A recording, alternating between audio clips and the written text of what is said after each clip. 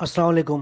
یہ ویڈیو فرزندان پاکستان کی خدمات پر مشتمل ہے. آج کی ویڈیو پاکستان میں نجی بینکنگ کی بنیاد ڈالنے والی ایک اہم شخصیت جناب آغا حسن آبدی صاحب کی خدمات پر مشتمل ہے. آغا حسن آبدی 14 مئی 1922 کو اتر پردیش کے شہر لکھنؤ میں پیدا ہوئے. لکھنؤ یونیورسٹی سے انگریزی زبان میں ایم اے اور پھر LLB کیا.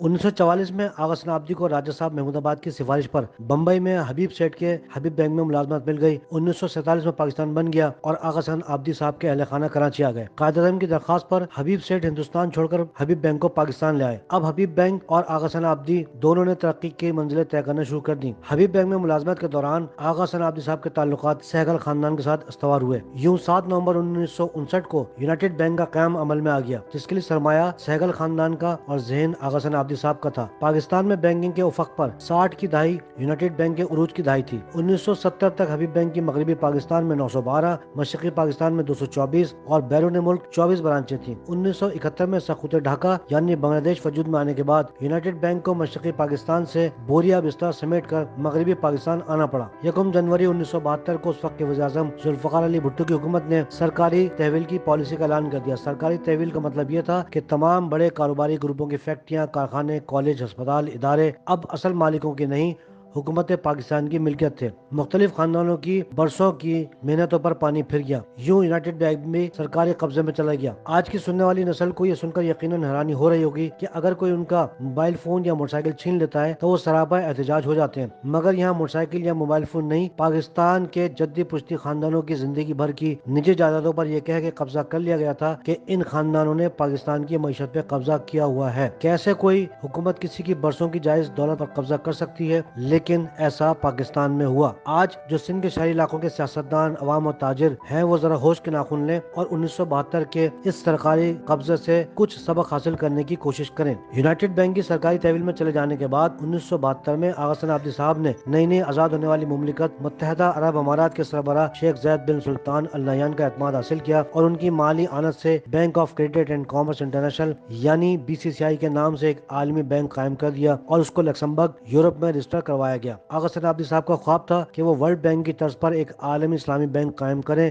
جس کے سرمایہ کار مسلمان ہوں. یہ بینک کمزور مسلمان ممالک کو قرض دے کر انہیں معاشی طور پر مضبوط کرے. دیکھتے ہی دیکھتے 72 ممالک میں BCCI کی 400 سے زیادہ شاخیں قائم ہو گئیں. اس کے ملازمین کی تعداد 16,000 تک پہنچ گئی اور یہ دنیا کا 7واں بڑا بینک بن گیا. آغا حسن آبدی صاحب نے سب سے پہلے تعلیم کے فروغ پر توجہ دی اور کراچی سے لے کر سوابی تک متعدد ادارے قائم کیے یا ان کی مالی معاونت کی، جن میں Korangi academy, fast university, sir Syed engineering university and technology Karachi جس کے قائم کرنے والے زید نظامی مرحوم تھے، NICVD یعنی کراچی کا مشہور دل کے امراض کا اسپتال، Ghulam Ishaq Khan institute of engineering and technology Swabi Khyber Pakhtunkhwa, بے گھر افراد کے لیے اورنگی پائلٹ پروجیکٹ، نادار فنکاروں کی فلاح بہبود کے لیے انفاق فاؤنڈیشن، کراچی میں ڈاکٹر ادیب الحسن رضوی صاحب کا کڈنی کا اسپتال یعنی SIUT اور لیڈی ڈفرنٹ اسپتال کراچی. پاکستان کے لیے آغا حسن آبدی صاحب کی خدمت کا دائرہ اتنا وسیع تھا کہ انہیں پاکستان کے جدید معماروں میں شمار کیا جا سکتا ہے. اکتوبر 1981 میں لندن کے مشہور میگزین نیو اسٹیٹسمین نے آغا حسن آبدی کی تصویر پہلے صفحے پر چھاپی اور لکھا، ہائی اسٹریٹ کا بینکر جو حکومتیں خرید لیتا ہے. اس میگزین کی رپورٹ کے ذریعے مغربی بینکوں کے اسلامی بینک کے خطرے سے آگاہ کیا. BCCI بینک ترقی کر رہا تھا اور اس کی یہی ترقی اور فلاحی کام بین الاقوامی اداروں کی نظر میں کھٹکنے لگے. یہ کیسے ممکن تھا کہ ایک مسلم بینک دنیا کے بڑے بینکوں میں شمار ہو جائے؟ آہستہ آہستہ اس کے خلاف گھیرا تنگ ہونے لگا اور اس کے خلاف مختلف رپورٹیں اخبارات میں